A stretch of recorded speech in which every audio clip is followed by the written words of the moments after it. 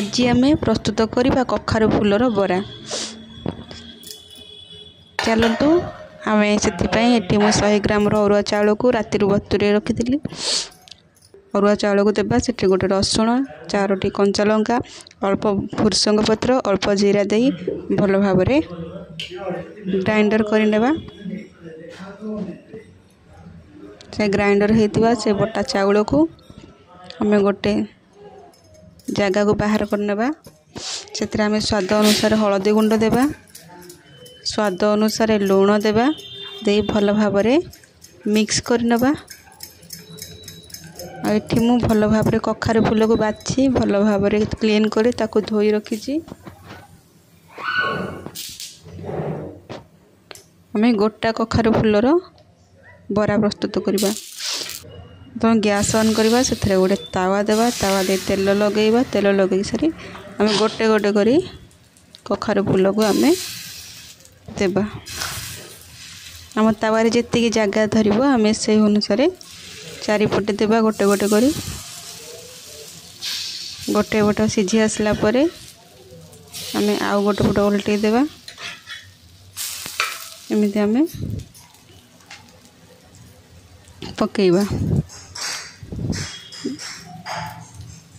गोटे पटे भल सीझी आसला एमती पुणी अन्य पटा आम उल्टे देखा सेपटा भल भाव सीझी ना नहीं। एबे आम से बाहर करने पुणी बड़का थिबा कखार फूल को मध्य आम यही भली भाव पुणी गोटे गोटे करी पकई नेबा।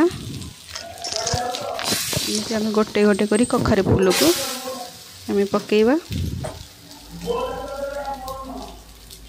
यही भाव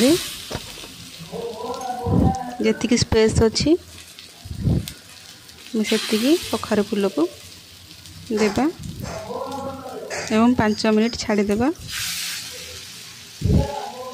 सिझापी।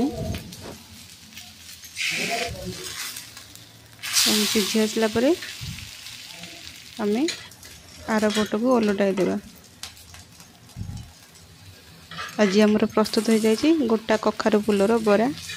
यदि आपण मानक मोर यही रेसिपी भल लगी था निश्चय पंडा आज्ञा चैनल को लाइक करेंगे, शेयर करेंगे और सब्सक्राइब करेंगे। आज वीडियो को एठी रखुची, पुणी देखा आपण मानक सहित आसंता दिन रे। नमस्कार। यही भाव में आपण करिकी खांतु, निश्चय भल लगिवो कखारु फूलर बरा।